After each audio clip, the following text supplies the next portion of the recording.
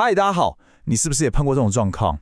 就是你很兴奋的计划要去个大城市玩，结果一查饭店的价格，哇，整个心都凉了，想说这也太贵了吧？对啊，你想想看，如果你要去纽约这种地方，那个住宿费真的是，有点吓人。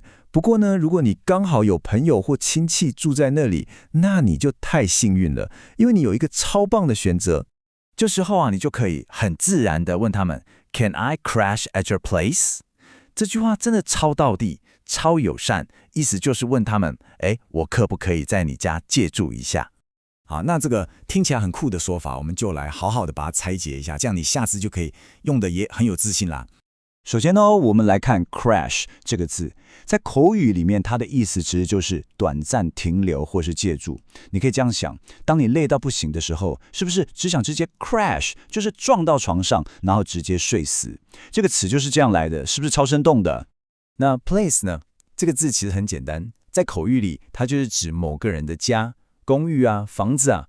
所以 Can I crash at your place？ 整个合起来就是一个非常轻松自在的问法。意思就是我可以在你家借住吗 ？OK， 好，那假设你已经成功入住朋友家了，接下来呢，你可能总是会需要找些东西嘛，对不对？那这时候该怎么有礼貌的问呢？这边就有一个超好用的句型要教给你 ：Where do you keep 怎么？这是一个非常有礼貌的问法，用来问某个东西平常都是收在哪里的。这里的 keep 指的就是固定存放的位置。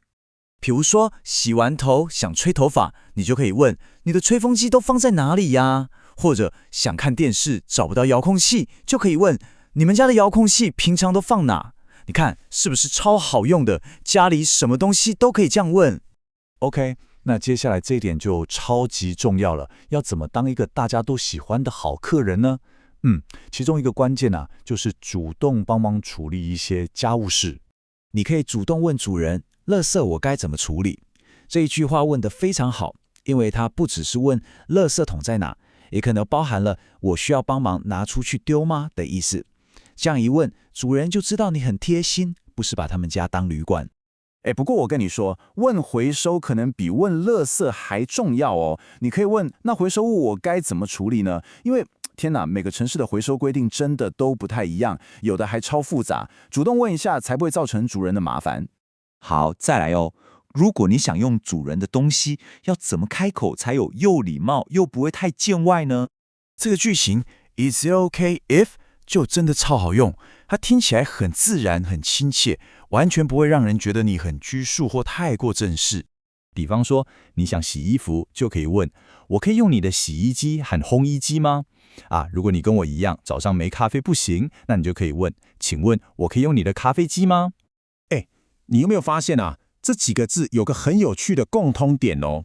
在英文里面，我们常常会在一个动词后面加上 er 这个字尾，把它变成做这件事的机器或东西。你看到 wash 洗就变成 washer 洗衣机， dry 烘干就变成 dryer 烘衣机。那煮咖啡的机器理所当然就是 coffee maker 啦。这是不是一个很聪明的造词方法呀？太棒了，学了这么多，是时候来实际演练一下了。我们把刚刚学到的句子全部串起来，看看在一个真实的对话里会是什么样子。好，你想象一下，主人很热情地跟你说，你住的这段时间，如果需要什么东西，随时跟我说哦。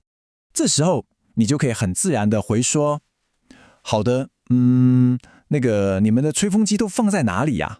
那主人可能就会接着问，还有其他问题吗？你看，这时候你就可以顺便问那个很重要的回收问题，只有一个请问回收物我该怎么处理？接着，主人可能很贴心地问你，想喝点什么吗？最后，你可以用上我们学的句型来回答，谢谢，请问我可以用你们的咖啡机吗？你看，这样一套下来，你就是个完美的客人呢。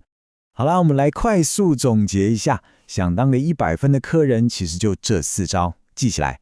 第一，用轻松的方式开口借住；第二，有礼貌地问东西放哪；第三，主动关心家里的规矩，像垃圾回收怎么做；再来第四，用任何东西之前都先有礼貌地问一下可不可以使用。那么你下一次旅行有打算要去谁家 crash 一下吗？有了这些实用的句子，我相信你不管去谁家住，绝对都会是最受欢迎的客人了。好了，我们今天就聊到这边，下次见喽。